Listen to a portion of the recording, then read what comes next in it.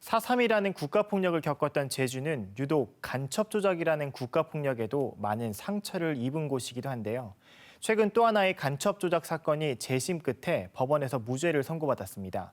53년 전 억울하게 간첩으로 몰려 15년 동안 옥살이를 했던 오경대 씨의 이야기인데요. 제가 직접 만나봤습니다.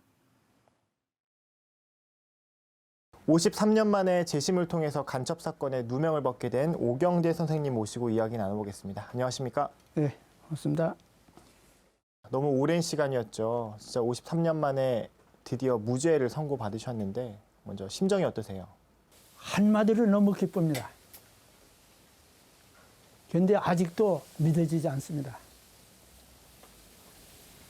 저는 그 무죄라는 판결 판사님의 말씀을 들었을 때 온몸이 굳어져 가지고 고개 떨고 눈물 흘렸습니다. 재심을 신청하게 된 동기는 저는 재심이라는 것도 꿈에도 생각 못했습니다. 그런데 그 아들이 이태리로 이민을 간 후에 전화가 왔습니다. 전화 와가지고 늙은 부모를 두고 이제 고향을 떠나는 이 자식의 마음을 이해해 주십사. 도저히 좀 살 수 없었기 때문에 어떻게 좀 이해를 해 주십사 해가지고 전화를 왔고, 그 전화를 받았을 때 참 저희 가슴은 찢어졌습니다. 결국은 이제 아들이 나 때문에 피해를 봤었다는 그런 어떤 선생님만의 죄책감이 예. 이제 재심에 예. 기본 동기가 기폭제가 됐네요. 됐죠.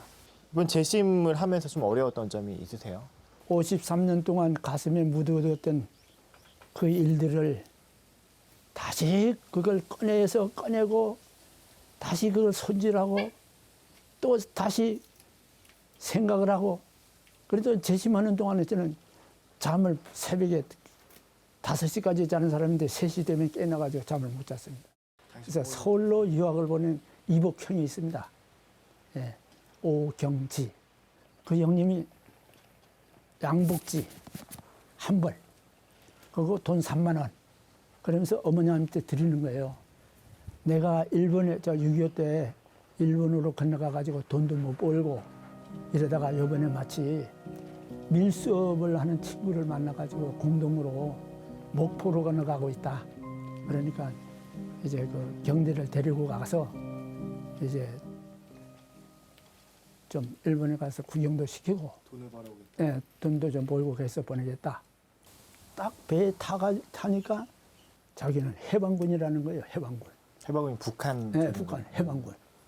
결국 선생님께서 북한에 한 며칠 머물다 바로 제주 다시 오신 거죠? 예. 그 식사 때마다 각해를 하는 거예요. 내가 일부러. 그냥 그 사람들이 더럽게 생각할 거 아닙니까? 그러니까 환자다. 죽을 병 걸린 사람처럼 보여가지고 하니까 4, 5일 만에 이제 그냥 집에 왔어요. 시에서. 나는 이제 지금 생각하면 순수한 마음인데, 나만 이제 그 어떤 그 범죄 행위를 안 하면은 그만이지. 그 공소장 보면은 그렇게 한 일도 없는데 그 시대가 그런 시대라 가지고. 그럼 중정에서 고문할 때 당시 뭐라고 얘기하라고 이렇게 강요를 하던가요? 저는 어머니한테 준 3만 원, 요거를 공적금으로 일부에서 가져왔다고 해라. 그리고 그것을 라디오로 샀다. 그래서 방송을 들었다. 이거 두 가지. 그러면서 이제 그만인데 나 진술을 4번이나 썼어요. 아는 것을 하느냐.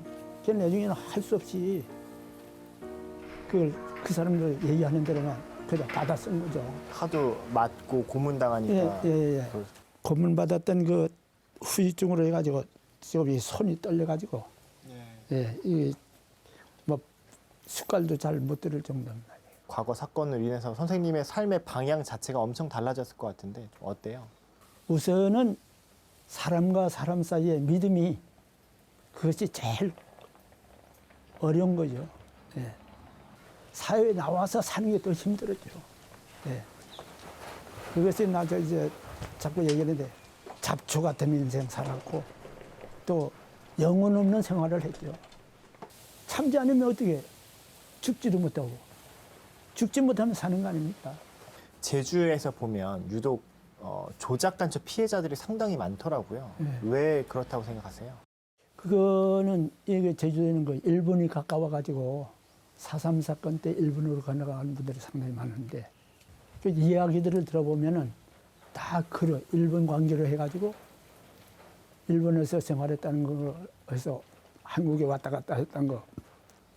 선생님 같은 조작 간첩 피해자들에게 예. 필요한 게 뭐라고 생각하세요?